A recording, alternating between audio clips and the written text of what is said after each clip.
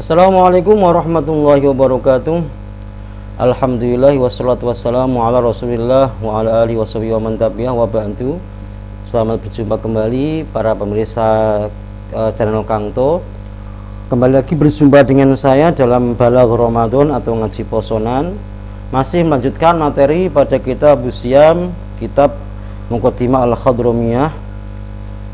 Setelah kemarin kita membahas tentang kesunahan puasa, dan sebelumnya masalah wujubul imsak atau wajibnya menahan bagi orang yang kehilangan uzur ketika mereka sedang berpuasa, atau kesunahan imsak bagi mereka yang kehilangan uzur dan mereka sedang tidak berpuasa.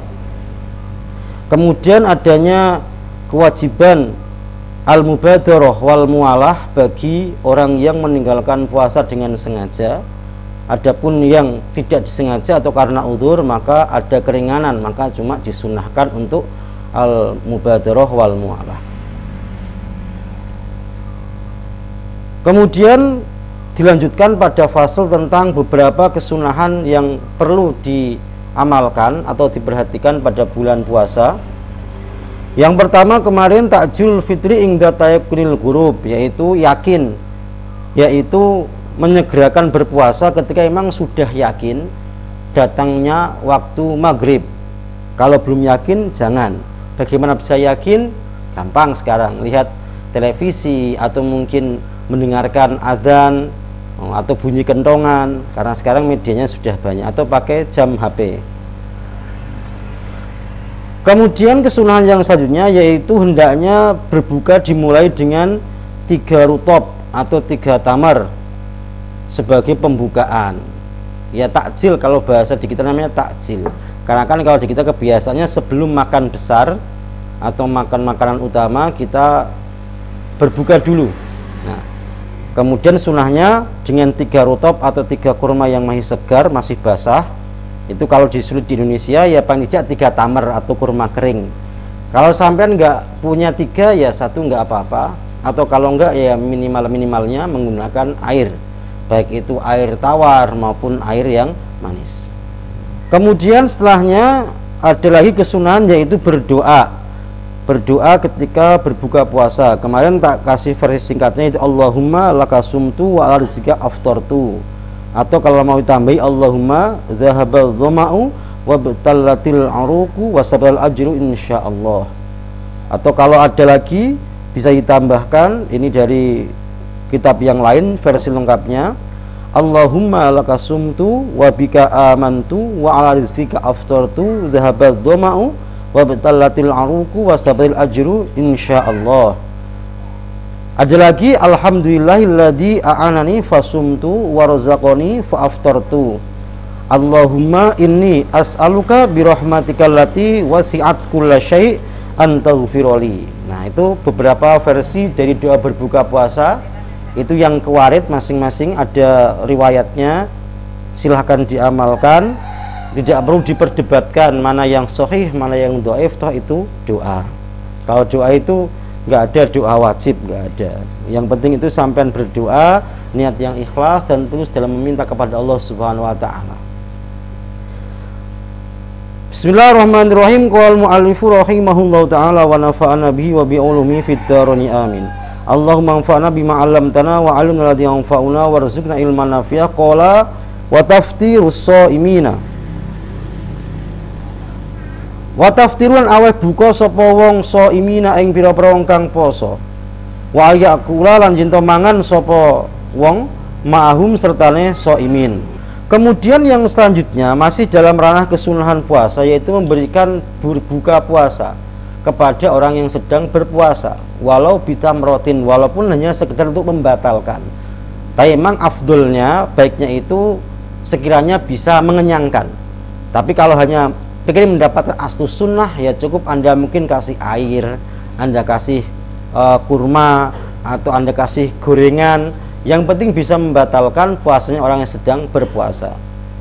Tapi kalau pengen cari yang afdol atau yang lebih utama, ya sampean ajak makan sehingga mereka laparnya hilang atau kenyang. Itu yang afdolnya. Kemudian yang lebih dianjurkan lagi yaitu ayakula ma'ahum, yaitu hendaknya bagi orang yang memberikan makan atau memberikan berbuka pada orang yang berpuasa, ikut makan bersama.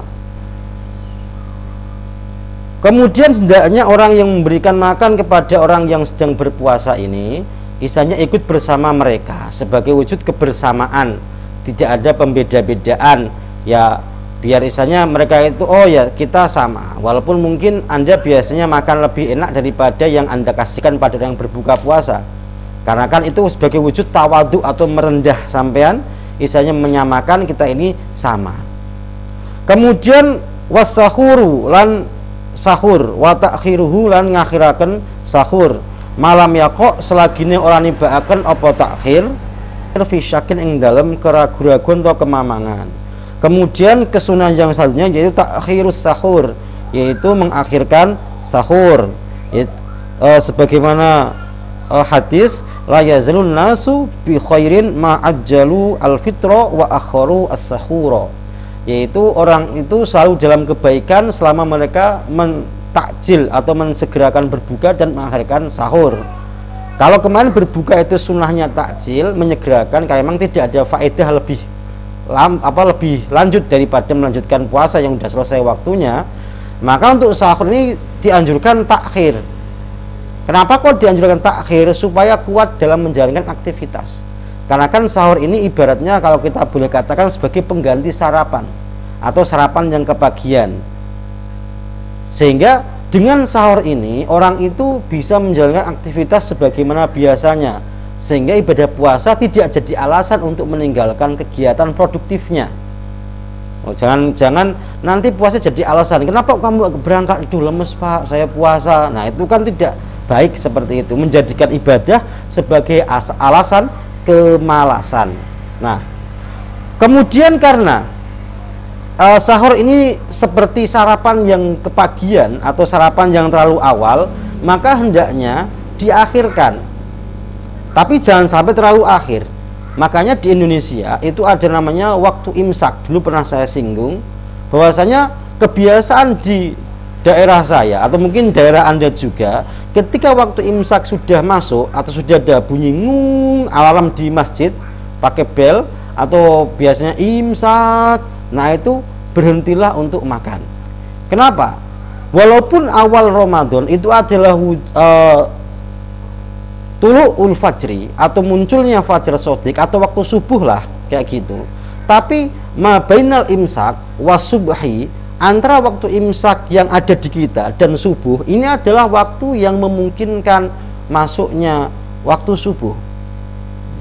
Karena dulu pernah saya singgung, pada jadwal sholat itu biasanya sudah ada ikhtiyat 5 menit, dimundurkan sekitar 5 menit untuk kehati-hatian. Karena tadi terbitnya fajar shadiq itu tidak bisa dipastikan, karena tanda alam kan bergantung dengan alam juga, nggak bisa dipastikan. Jangan-jangan pas ketika imsak itu beberapa menit kemudian sudah subuh. Makanya kemudian dalam rangka kehati-hatian, ulama-ulama kita itu memberikan batasan imsak bagi mereka yang sahur, karena tadi antara imsak dan subuh ini yang terpaut kurang lebih 10 menit, itu ada kemungkinan di mana dalam 10 menit tersebut itu sudah masuk waktu subuh. Dan ini berdasarkan, istihad ini berdasarkan kebiasaan Nabi ketika sahur juga. Baik Nabi itu sahur ketika kurang lebih 50 ayat sebelum Bilal adzan untuk subuh. Nah, 50 ayat sebelum adzan subuh.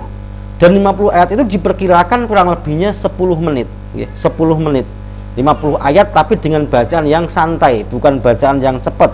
Kalau cepat 50 ayat mungkin nggak sampai 10 menit. Nah, itu. Jadi dari situ itu ada dasar pertama. Kemudian tadi dalam perhitungan atau hisab falakiyah itu waktu itu sudah ada namanya ikhtiyat, supaya lebih mantep masuknya. Udah masuk beneran.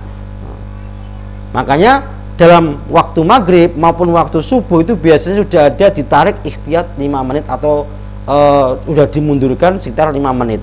Jadi umpamanya imsak jam 4.10, subuh jam 4.20, maka mungkin saja tadi subuhnya itu udah jam 4.15, jangan-jangan udah masuk subuh. Makanya malamnya kok fi syakin. Kalau Anda ragu, jangan. Jadi ibadah itu harus yakin kayak gitu. Nah, makanya di kita atau di Indonesia umumnya itu menggunakan imsak sebagai patokan penanda akhir kebolehan sahur, karena itu yang akhwat atau lebih berhati-hati daripada kita ragu-ragu kemudian malah jatuh pada kesalahan. Mending kita berhati-hati sehingga kita mantap bahwa sahur kita itu belum melewati batas yang diperbolehkan atau belum masuk pada waktu subuh. Wal iktisaulan adus ingkana lamun ono ala ing atase wong apa guslun adus qabla subhi ing dalam sadurunge subuh. Kemudian dianjurkan lagi yaitu mandi junub sebelum subuh. Walaupun nggak masalah Anda junubnya malam, mandinya siang-siang juga nggak apa-apa, atau pas ba'da adzan subuh Anda mandi junub juga nggak masalah. Tapi anjurannya itu adalah qabla subhi, supaya tidak terjadi keraguan-keraguan atau kehati-hatian, jangan-jangan nanti ada yang air yang masuk ke dalam sehingga bisa membatalkan puasa. Walaupun kalau untuk mandi junub, asalkan Anda tidak mandi secara inggimas dan tidak berlebihan, mandinya iktisal atau diguyur, nah itu kalaupun ada air yang masuk tidak akan membatalkan karena ada makmur beh. Begitu juga mandi sunnah, contoh mandi Jumat, jangan khawatir Anda siang-siang mandi Jumat untuk mendapatkan kesunahan sholat Jumat.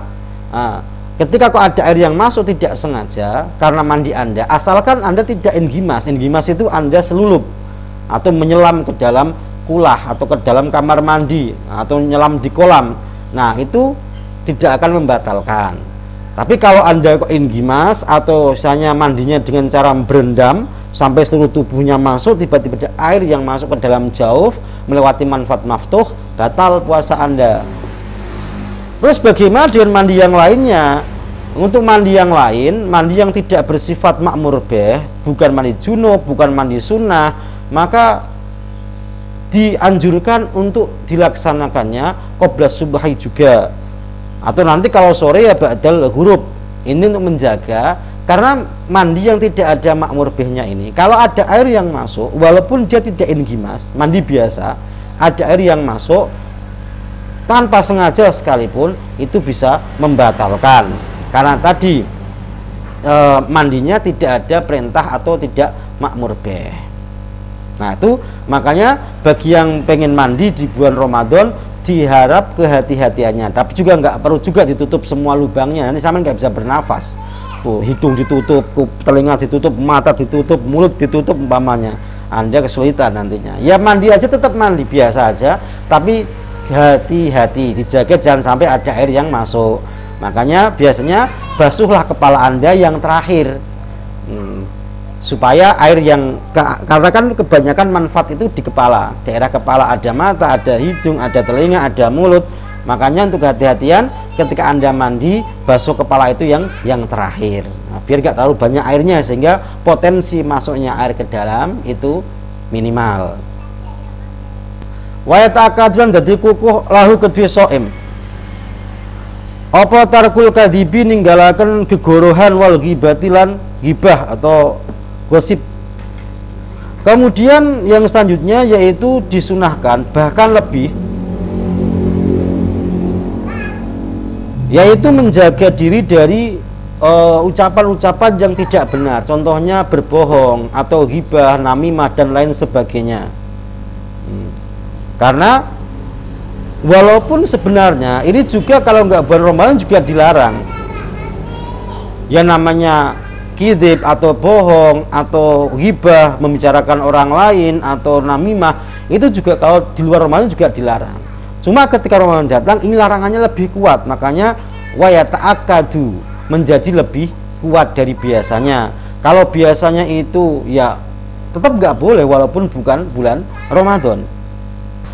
Karena puasa ini adalah salah satu media untuk melatih jiwa atau diri kita untuk menghindari kemaksiatan, kemudian untuk menambah ketaatan, maka hendaknya menghindari hal-hal yang kontra dengan tujuan tersebut. Di antaranya tadi menghindari ucapan-ucapan yang tidak dibenarkan. Contoh yang paling konkret, berbohong, kemudian ghibah, atau mungkin namimah atau memprovokasi, atau mungkin ucapan-ucapan yang jelek seperti makian, kata-kata yang kasar. Itu hendaknya dihindari ketika bulan Ramadan sebagai wujud ketaatan kita. Makanya dalam hadis sebutkan asyamu junnatun fa idza kana ahadukum shaiman fala yarfas wala yajhal fa in imra'un qatalahu aw syatamu faqul inni shaimun marrataini. Jadi ketika puasa datang, maka janganlah mengucapkan hal-hal yang kotor. Yarfas itu ucapan-ucapan yang kotor. Makanya ketika kok ada dia diprovokasi.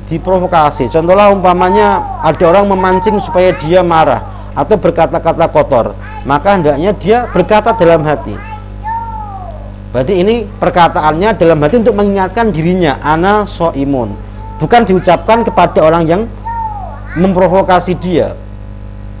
Ya, tapi ini diucapkan dalam hatinya untuk menenangkan dirinya supaya tidak terpancing, ana shaimun. Boleh diucapkan kalau tidak ada kekhawatiran riya. Tapi kalau ada kekhawatiran riya, maka ini hendaknya diucapkan dalam hati supaya tidak ada unsur riya. Wa yusalan disunahkan lau kedue wong apa tarku syahwat ninggalaken berapa syahwat al mubahati kang mubah. Kemudian meninggalkan kesenangan-kesenangan yang sifatnya mubah. Itu sebagai wujud wirai. Ya, sebagai wujud wirai. Ya, contohlah umpamanya ya santai-santai atau ngabuburit itu kan ya mubah. Tapi kalau misalnya jangan terlalu diperbanyak, dikurangi. Sehingga misalnya kegiatan-kegiatan yang kurang produktif walaupun tidak sampai haram itu hendaknya dikurangi. Dan ditambah atau diisi dengan kegiatan yang lebih produktif. Contohnya baca Quran atau mungkin ikut majelis taklim, pengajian, darusan dan lain sebagainya yang kiranya lebih bermanfaat. Ya walaupun nggak masalah Anda umpamanya sore-sore ngabuburit, keliling-keliling, cari takjil umpamanya, atau jalan-jalan, ya nggak masalah. Tapi itu jangan dijadikan sebagai fokus utama. Jadi jangan istilahnya walaupun ini boleh mubah, tapi kalau bulan Ramadan kiranya itu dikurangi, tapi lebih diisi pada kegiatan yang bermanfaat. Fa'in syatama mongko lamun misuhi ing wong sapa hadun wong suci. Tadzakkara mongko eling-eling sapa annahu sak temne mon. Tadzakkara mongko eling-eling sapa annahu sak temne man iku shaimun lagi poso. Kemudian yang selanjutnya ini masih berhubungan dengan tadi, ketika kok dia dipancing di syatama itu dia dipisui nih, kalau kata orang Jawa dipisoi atau dimaki-maki supaya terpancing amarahnya untuk membalas, maka ingat tadi, katakan dalam hati Anda, saya berpuasa. Itu untuk meredam. Ketika kita ingat bahwa kita sedang berpuasa, maka itu akan bisa meredam emosi kita yang sudah memuncak atau yang hampir terpancing. Watarkul hijamati lan ninggalaken cantuk atau berobat dengan metode canduk.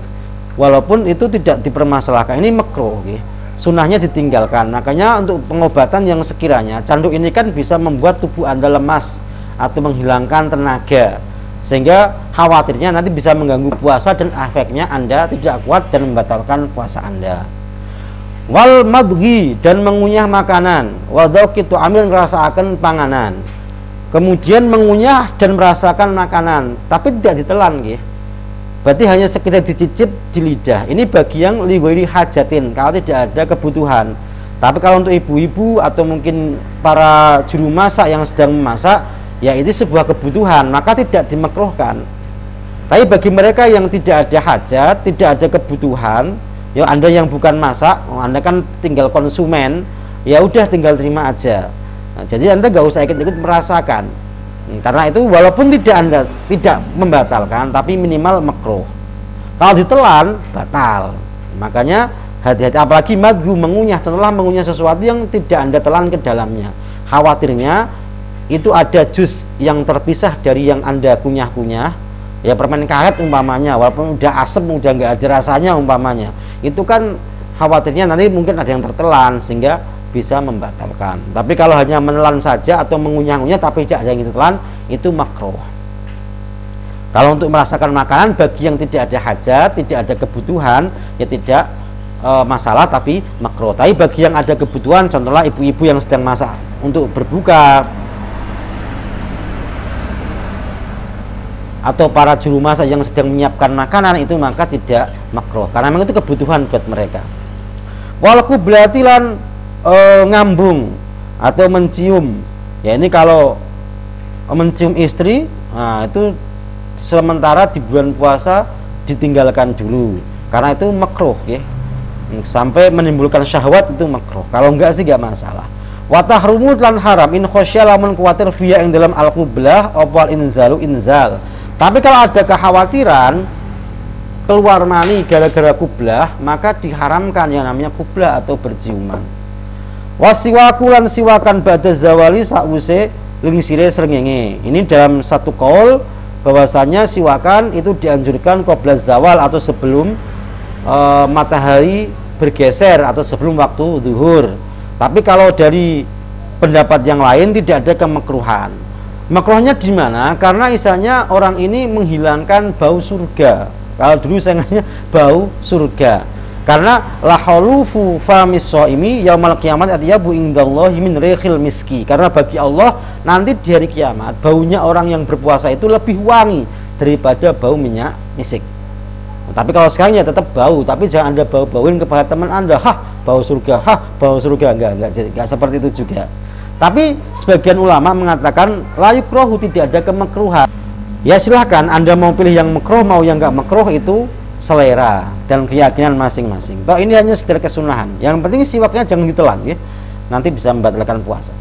Wa yustahabun dan sunahkan fi Ramadan, dalam waktu Ramadan. Apa tausiatu jembarakan al iyali ing atase keluarga.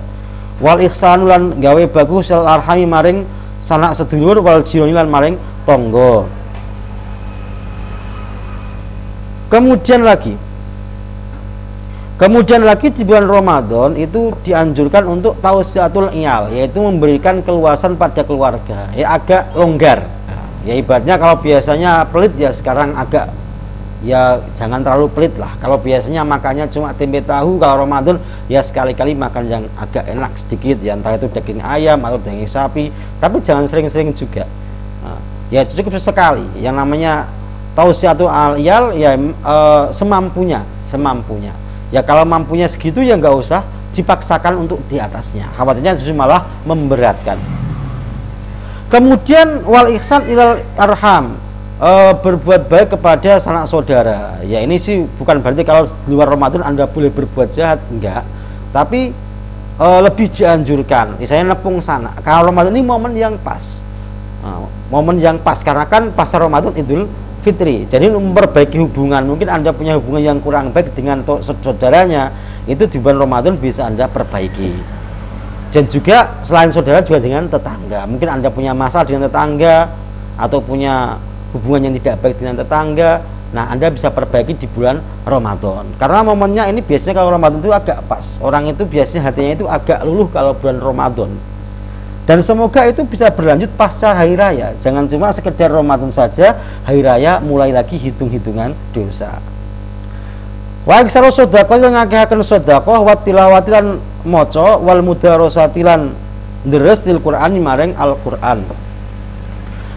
Wa iksaru sedekah lan ngakehaken sedekah wa tilawati lan ngakehaken maca wal mudarasati lan ngakehaken deres til Qur'an maring Al-Qur'an. Kemudian kesunahan selanjutnya yaitu memperbanyak sedekah, yaitu berbuat baiklah. Di bulan Ramadan terutama karena sekarang sedang dilanda pandemi corona, ya seringlah bersedekah. Ya semampunya, nggak perlu dipaksakan. Ya donasi atau mungkin menggalang dana untuk diberikan kepada mereka yang membutuhkan. Karena sekarang saatnya mereka sangat membutuhkan. Apalagi tadi sekarang musimnya pandemi, banyak orang kehilangan pekerjaannya atau mengalami penurunan omsetnya. Apalagi mereka yang pedagang kecil yang misalnya bergantung hidupnya dari situ. Mungkin tetangga Anda yang pengangguran juga, ada yang fakir miskin. Nah, bulan puasa ini momen yang tepat untuk menumbuhkan rasa simpati, rasa empati dan simpati. Karena Ramadan ini mengajarkan kita betapa tidak enaknya, betapa tidak nyamannya ketika kita ternyata tidak bisa makan sebagaimana biasanya. Lapar itu tidak enak. Makanya karena kita tahu rasanya tidak nyamannya ketika sedang lapar, sehingga kita bersimpati pada mereka yang kekurangan. Kalau kita kan paling cuma Ramadan puasanya, kalau mereka mungkin kadang nggak Ramadan pun tetap puasa, makan kadang sehari sekali, kadang mungkin 2 hari baru makan. Makanya momen yang Ramadan ini tepat untuk menumbuhkan simpati pada yang lainnya. Nah, selain juga menunjukkan kepedulian kepada yang lainnya. Wal i'tikafu lan i'tikaf la siyama luweh-luweh li ashril awakhiri maring 10 kang akhir saking bulan Ramadan. Kemudian kesunahan yang selanjutnya yaitu i'tikaf. I'tikaf ini berarti al-lubsu fil masajid, yaitu berdiam di masjid sekadar di atasnya tumak ninah. Walaupun Anda cuma muter-muter keliling-keliling di dalam masjid, diniati i'tikaf juga gak masalah. Terutama anjurannya lebih dikuatkan ketika 10 akhir bulan Ramadan. Baik, ketika 10 akhir bulan Ramadan ini kesunahan i'tikaf itu lebih dikuatkan. Kenapa? Wafiha itu tetap yang dalam asyrul awakhir Lailatul Qadri Lailatul Qadar. Karena mayoritas ulama mengatakan bahwasanya Lailatul Qadar atau malam yang sangat dinantikan oleh kita, Lailatul Qadar, yang dimana ibadah di situ khairun alfi syahr, lebih utama daripada 1000 bulan, itu mayoritas mengatakan pada 10 akhir bulan Ramadan. Makanya ketika 10 akhir bulan Ramadan itu ibadah ditambahi, ya. Yang tadinya biasa saja sekarang agak dikuatkan. Yang tadinya baca Qur'annya 1 juz ya mungkin bisa 2-3 juz. Yang tadinya i'tikafnya malas-malasan, sekarang i'tikafnya ya yang agak giat sedikit gitu. Nah, itu karena tadi misalnya mengharapkan bertemu dengan malam Lailatul Qadar. Walaupun sebenarnya ibadah itu ya istiqomah dari awal sampai akhir. Jangan karena sudah 10 akhir ada Lailatul Qadar kemudian tiba-tiba kita berubah yang tadinya malas menjadi giat. Itu ya aslinya ya kurang baik juga. Wa yaqulan ngucap sapa shaim fiya ing dalam asyrul awakhir, Allahumma innaka afuwun tuhibbul afwa fa'fu anni. Nah, itu doa ketika malam 10 awakhir perbanyak Allahumma innaka afuwun tuhibbul afwa fa'fu anni. Wa yaktumu lan ngumpetaken sapa wong ha ing Lailatul Qadar.